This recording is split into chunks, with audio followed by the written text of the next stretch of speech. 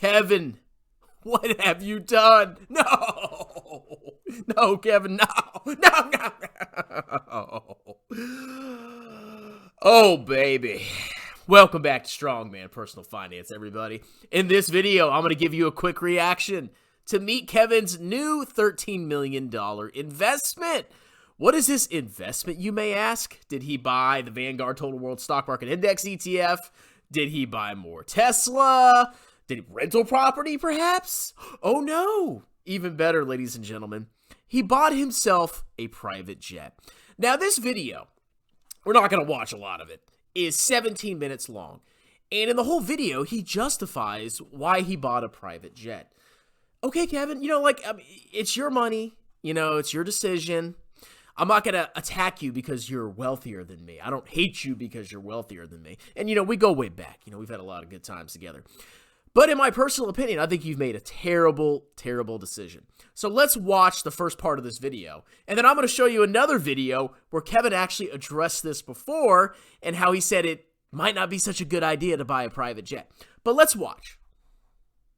Video, I want to explain why I'm making a $13 million acquisition for my media business and why this is really scary, where the money is coming from, and why I'm doing it. First, I want to give you a very clear lay of the land. 2022 has been a very difficult year. I've let some of the minor noise that is very, very loud, but it's still hate, affect me personally because I'm the kind of person that wants ultimately everybody to like me. But unfortunately, when the market is going into a recession, you can't get that. There are going to be people who are upset. They need to point the finger at somebody else. And even though I'm trying to do my absolute best possible, there are going to be haters in a recessionary environment. And unfortunately, I've let a lot of that get to myself. But when I zoomed out and put life into perspective, this actually became a lot less important. For example, Kevin, okay, obviously I'm one of your haters. Obviously, I mean, we've worked our differences out. But when it comes to this action that you took, you're obviously still being affected by your haters because you made a 17-minute video justifying why you spent $13 million on a private jet, dude. You're still worrying about criticism too much, and it's going to bite you in the ass. But let's watch an earlier video because we're going to focus on the jet here.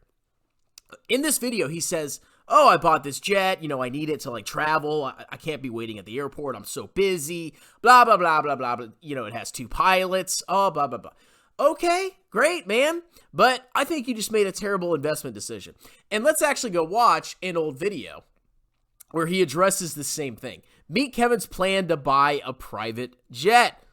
Sometimes I worry that that end of the year rushed for tax write-offs leads to bad decisions, which I almost made. What was your bad decision? I wanted to buy a plane. Oh, the Grant Cardone method. Right here. This is a clip. The Grant Cardone method. Well, it's mostly because I also... You could put KP on the side of the plane. It's just me lying down, and then Half capital. Right where the landing gear comes out, it's right, So here he is saying he's rushing for tax write-offs, or he's trying to find tax write-offs, and he almost bought a plane. And this is only 11 months ago in the Iced Coffee Hour. First of all, let's talk about a tax write-off. Now, I did some basic research. I mean, I work in tax, and I'm not saying this is tax advice. You should do your own research. And if you want to buy a plane, you should definitely make sure you're getting this right. But I did some basic research, and it looks like you can bonus depreciate or 100% expense the cost of an airplane that you place in service in 2022.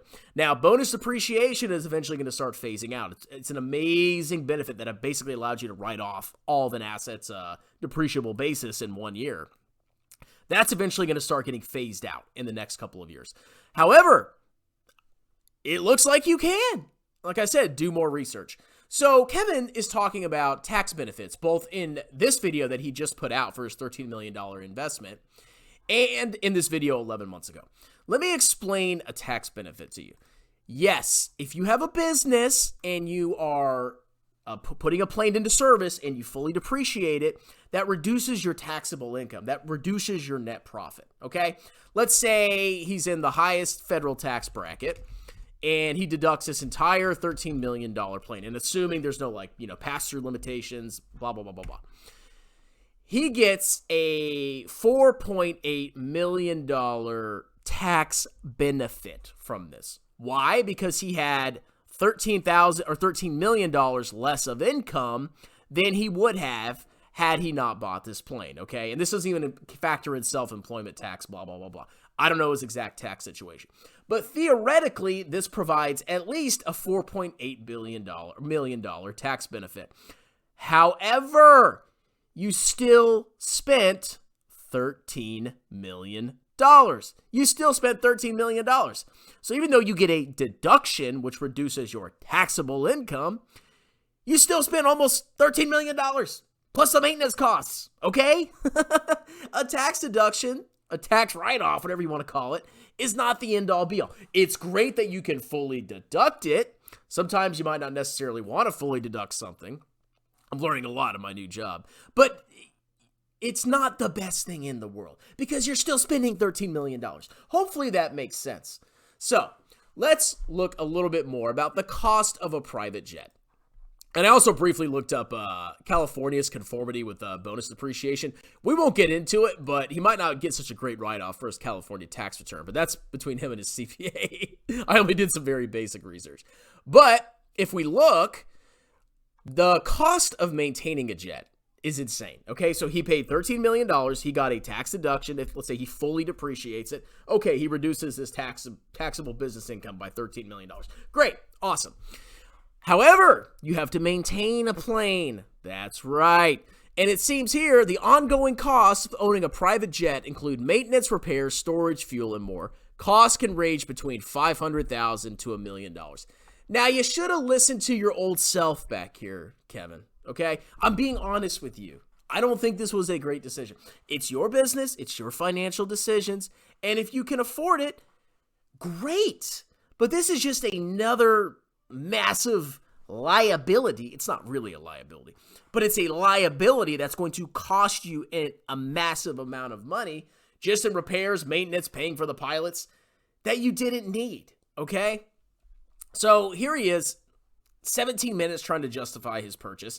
A lot of people aren't going to take this right because they're going to see this guy, basically, oh, look at me, I bought a $13 million plane. And that's fine, okay? Yeah, you're going to have haters. And I'm not jealous. Even if I was as rich as Kevin, I would not buy a plane. I'd be flying first class, but I would not be buying a plane because I'm still a cheap man inside this heart of mine, okay? But it's just ludicrous to me that he took this step. But it's his money.